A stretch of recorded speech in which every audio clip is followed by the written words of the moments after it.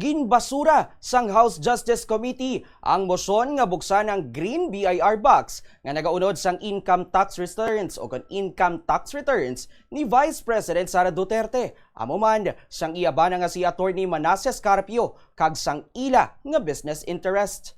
Anom lang ka mga miyembro ang nagboto pabor samtang 38 naman ang nagkontra. Wala sang abstentions kag ginreject ang motion. Isa sa mga nagpabor nga buksan ang Ilonggo nga si House Senior Deputy Majority Leader Nonoy Defensor. Nanindugan si Defensor nga ang kapaslawan nga buksan ng box ang kaangay nga pagtraidor sa pagsalig sang publiko. At wag nating kakalimutan na ang impeachment is the highest form of national inquest to determine the accountability and fitness of the highest leaders of the country. Dapat pong mabuksan ang box na yan. Dahil pag hindi nabuksan yan, parang tayo ang gumawa ng betrayal of public trust. We should let the Filipinos see what's inside that box and allow the members of this committee to assess what evidence is inside the box. Kung ito ba ay nakapagpapatatag ng ebidensya laban sa Vice President o makakasuporta sa respondent at sa kanyang posisyon na siya ay walang kasalanan. Madam Chairman, there is no other mandate for the House of Representatives having the sole power to initiate impeachment complaints but to open the evidence and to let the members assess and decide for themselves how it will play a part in the exercise of their vote in this committee and in plenary. Thank you so much, Madam Chair. Nabatian si Representative Lawrence Defensor.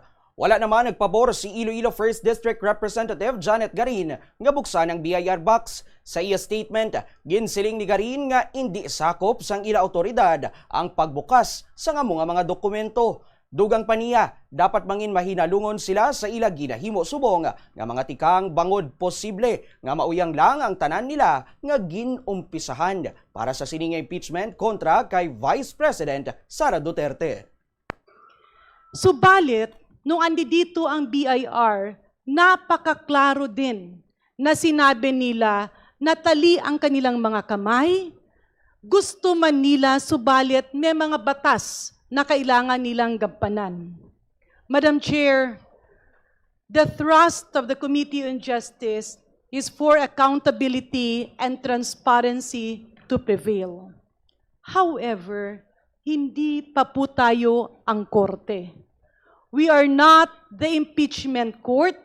We are simply determining the probable cause based on the complaints filed by the complainants here today. Ang puso ko ay sumisigaw na buksan. Subalit kung puso ko lang ang aking pakikinggan, ay pwede itong mailagay at malihis ang dapat nating gawin. Our heart can always speak, but our minds should prevail. Napakasayang ng ating sinimulan kung sa huli hindi tayo maging maingat. In this line, Madam Chair, gustuhin man natin, this is not within the ambit of the Committee on Justice. I respect the brilliant legal minds. Ako po ay hindi abogado, kaya ako ay kailangang manigurado na hindi tayo magkamali. Dahil ang isang pagkakamali ay pwedeng mabasura ang lahat ng pinaghirapan ng komitibang ito. Maraming salamat, Madam Chair. Nabatian si Representative Janet Garin. Yari naman ang kabahin sang botohay nga nagresulta sa pagbasura sang motion. May I solicit the necessary second to the motion to open the box raised by the Honorable Congresswoman Laila De Lima. I second the motion. Second.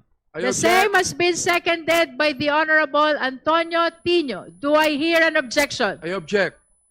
The objection has been registered by the Honorable Benny Abante, which means we shall proceed to divide the House. Please be ready to vote. Again, the motion is to open the BIR box.